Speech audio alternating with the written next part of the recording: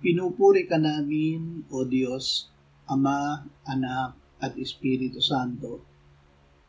Salamat, Ama, na ibinigay mo sa amin si Jesus na iyong anak na namatay para sa aming kasalanan, iyong muling binuhay, iniakyat at iniluklok sa iyong kanan sa langit.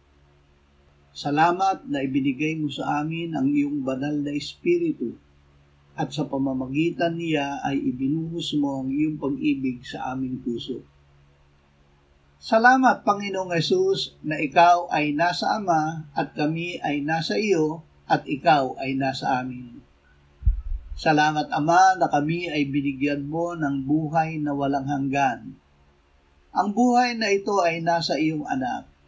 Ang kinaroroonan ng iyong anak ay kinaroroonan ng buhay. Amen.